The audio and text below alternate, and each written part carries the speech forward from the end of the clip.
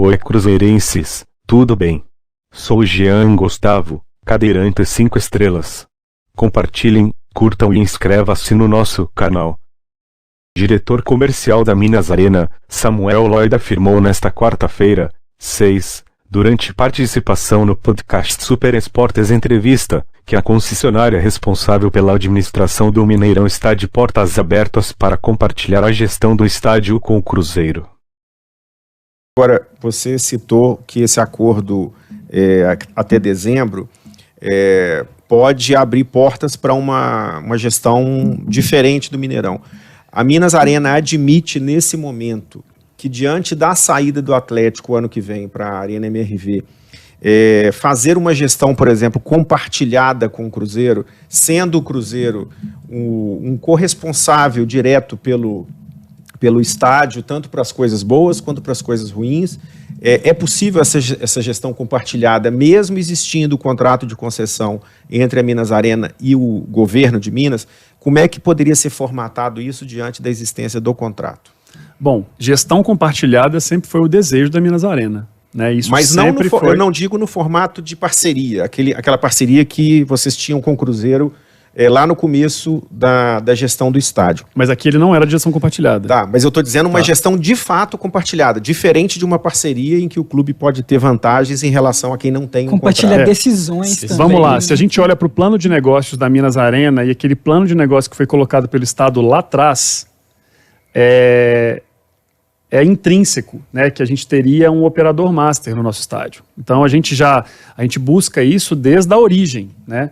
O que a gente percebe no Brasil é que as empresas que estão ligadas a futebol, elas não têm as garantias necessárias que são exigidas pelo contrato de concessão, né? O contrato exige um monte de garantias, caução, né, para que a gente não tenha nenhum tipo de problema de disponibilidade, de continuidade, que a gente consiga atender todos os jogos, né? A gente viu isso, a gente teve um problema durante a pandemia, que a gente teve uma empresa de segurança, por exemplo, que nos atendia, que a empresa quebrou. Nós ficamos sem empresa de segurança, tivemos que colocar uma outra rapidamente por causa da pandemia. Então a gente precisa ter uma empresa que tenha a capacidade de honrar compromissos, porque não adianta, gente, ter o campeonato está marcado, o jogo está lá, e a empresa, ou o clube, ou a Minas Arena, ou a empresa operadora, não tem a grana para pagar o segurança. O que eu faço com os torcedores que estão na porta e comprar ingresso? Isso vocês não viram. Vocês não viram, por exemplo, nenhum jogo do Mineirão onde a luz se apagou e ficou 15 minutos apagada, a não ser naquele jogo festivo que nós apagamos de propósito, que foi lindo, aquele espetáculo de luz que nós fizemos, né? Então, isso é único no Mineirão. Isso você vê em todos os estádios do Brasil. O Mineirão não apaga a luz. Não tem isso. Desde que vocês conhecem do Mineirão, o Mineirão é um estádio que a operação roda tranquilamente, porque a gente tem todas as garantias, né, que esse próprio contrato de PPP sempre exigiu. Então, toda a operação hoje no Mineirão, ela está preparada para um modelo FIFA. Eu tenho no break, que consegue segurar o estádio funcionando no break gerador por 8 horas, se acabar a luz por 8 horas em Belo Horizonte. Então, esse é o nível de exigência que a gente tem dentro do Mineirão, e é por isso que tem uma operação tão estável e tão confiável ao longo desses anos. Agora, qual que seria o papel? Já só aproveitar essa deixa. Nesse possível acordo de gestão de fato compartilhada, não estamos falando de parceria. Só para deixar claro, isso passa a ser debatido em janeiro do ano que vem, né? Esse contrato ou dentro desse período. Olha, eu acredito que não. Eu acho que esse assunto é um assunto já para o segundo semestre. Eu acho que é um assunto para agora. Agora, o Cruzeiro se tornaria... Se há interesse, né, por parte do Cruzeiro, nós somos gestores de um contrato público, né? Se há interesse, né, do Cruzeiro, e a gente já declara aqui que do nosso lado sempre houve o interesse de ter operadores, né? Hoje a gente já tem operação compartilhada em alguns setores. Exemplo, os bares do Mineirão, eles são de outros operadores, eles não são operados por nós, Minas Arena, né? Nós trouxemos operadores antigos, que estão lá 40, 50 anos de estádio, operam os nossos bares hoje. Então a gente tem esse modelo já. Então, qual é o desejo do clube ou de qualquer empresa que quiser falar com a gente? Eu quero operar os eventos do estádio, eu quero operar os jogos de futebol do estádio. A gente está super aberto. Né? Então as pessoas elas vão ter que atender. Então, por exemplo, se o Cruzeiro hoje fosse esse parceiro operador, ele teria que, por exemplo, operar jogos do Cruzeiro e do Atlético. Eu não tenho opção de falar, agora o Cruzeiro é operador, Atlético, você não joga aqui.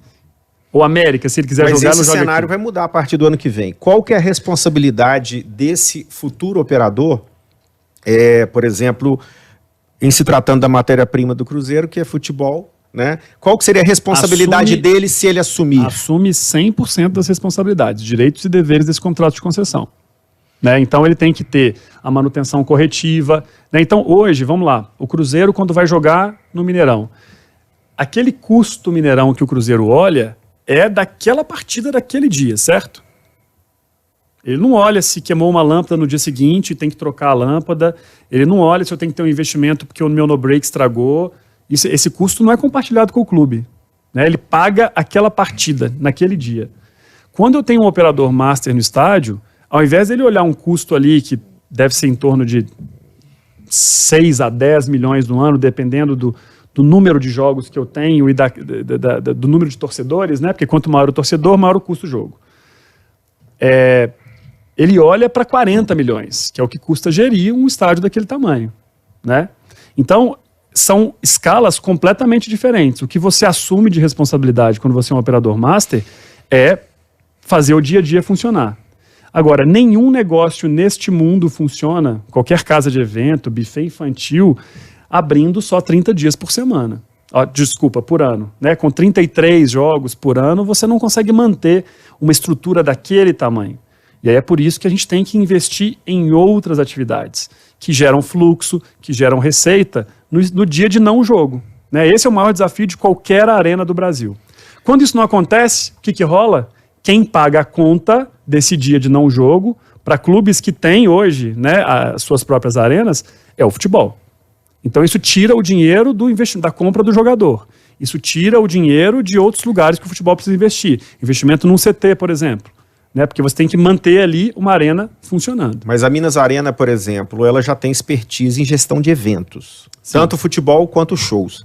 Se o Cruzeiro entra como um gestor, numa gestão compartilhada e assume só o futebol, a Minas Arena se manteria, estou falando hipoteticamente, ela se manteria responsável pelos shows, pelos eventos. Nesse caso, o Cruzeiro teria um custo anual aproximado de quanto? Falando especificamente de futebol. Olha, eu acho impossível cuidar só do futebol. Porque só do futebol é praticamente o que já é hoje. Né? Porque o custo daquele dia hoje ele já é do clube. Né? Então, é quase como se fosse isso. É muito difícil, as relações elas estão muito ligadas. Então, por exemplo, hoje a gente faz no Mineirão um jogo de 20 mil pessoas dentro da arena e eu estou com um festival para 10 mil pessoas no estacionamento G1. Né? Porque é isso que faz o negócio acontecer. O calendário do futebol brasileiro ele é feito nos 5 minutos da prorrogação. Né? A gente não fica sabendo com essa antecedência toda se eu vou ter um jogo na segunda ou, aliás, na sexta, no sábado, domingo ou na segunda. Né? O calendário sai assim, ele pode ser de sexta a segunda. Como é que você faz a previsibilidade, né? E tem você trouxe o desempenho também dos clubes, né? Se o clube continua nas competições mata-mata, vai passando para as etapas, né? Novas datas são preenchidas ali dentro daquele calendário. Então acho que essa é uma dificuldade constante. E isso também responde uma outra coisa que você trouxe, que você falou assim, cara, isso vai mudar a partir do ano que vem. Cara, sabe que eu não sei se vai mudar? Quando eu olho para o projeto da NMRV, né, que é um projeto super bacana, muito conceitual, olhando para eventos também, eu acredito que vai acontecer o que aconteceu também com o Palmeiras. Como é que é o Palmeiras? O Palmeiras tem que jogar, às vezes, 7 jogos fora de casa. Por quê? Se você quiser trazer um grande show internacional, você vai ter que alugar aquele estádio com 1 ano de antecedência. E o Atlético vai ser sempre bem-vindo no Mineirão. Como sempre foi. Nós estamos falando de um estádio público. Então, se o Atlético quiser botar um show lá, porque fez o compromisso com 1 ano de antecedência, e naquele momento precisar jogar no Mineirão, ele vai jogar. As portas vão estar sempre abertas. Nós estamos falando de um estádio público, que continua sendo público, que é uma PPP. Né? Então, isso aconteceu, acho que já aconteceu 7 vezes com o Palmeiras e jogando no Pacaembu. Agora que o Palmeiras não está com o Pacaembu, né, porque ele está em reforma, eu acho que ele vai jogar na Arena Barueri, se não me engano. O Pacaembu foi destruído, na verdade, né? Eu acho que ele vai ser revitalizado e vai virar um patrimônio muito bacana para a população. Eu acredito que todas as partes que tinham que ser preservadas e eram tombadas, elas foram preservadas. Foi um projeto longo, eu acompanhei bem de perto. Inclusive, a mesma empresa que conquistou o projeto do Pacaembu é a empresa que ganhou o projeto do Mineirinho. Então, acho que isso traz para a gente muita seriedade, muita confiança do que pode ser feito aqui também. Mas vai manter né? os jogos? Lá vai ter um espaço para jogos também? Vai ter um espaço para jogos. Ele está apto a receber jogos também. Né? Agora, Samuel, nesse modelo eventual de um gestor master presente no Mineirão, sim, você acha que é mais interessante para essa empresa, para esse parceiro, esse gestor compartilhado, assumir tudo, toda a gestão? Como que fica o contrato do Mineirão com o governo? Ele se mantém da forma que existe e é como se fosse um arrendamento do Mineirão a esse gestor master? Qual que é o modelo de contrato com esse gestor master? Então vamos lá, vamos fazer só um disclaimer aqui, né? Gente, para acontecer um operador master, exige uma série de documentações, o próprio governo de Minas tem que entrar nisso para entender como é que fica, né, essa operação, porque isso basicamente muda até o jeito que é feita aquela conta que nós falamos aqui no início, né? Aquele cálculo lá da margem operacional, isso muda completamente. Tem que ser feito um novo contrato? Não precisa ser feito um novo contrato, o contrato permite isso. Como eu falei, o plano de negócio do próprio governo, feito lá na origem, ele previa um operador master para o estádio. Né?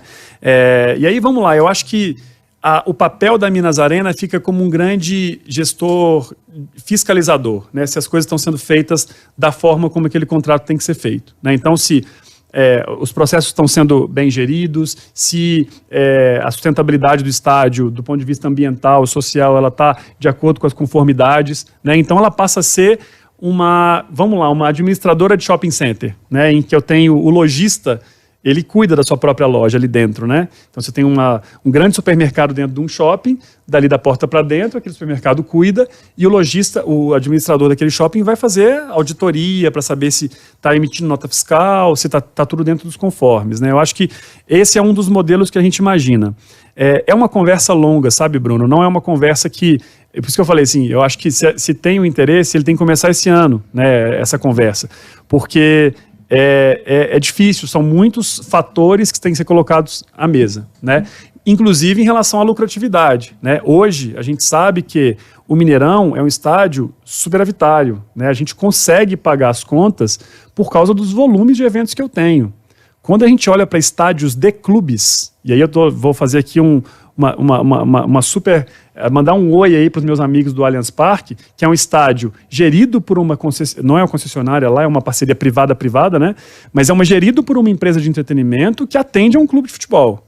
Lá é isso. Quando a gente olha para todos os outros modelos em que o estádio é gerido pelo clube, você não tem o índice de atividade que a gente tem no Mineirão.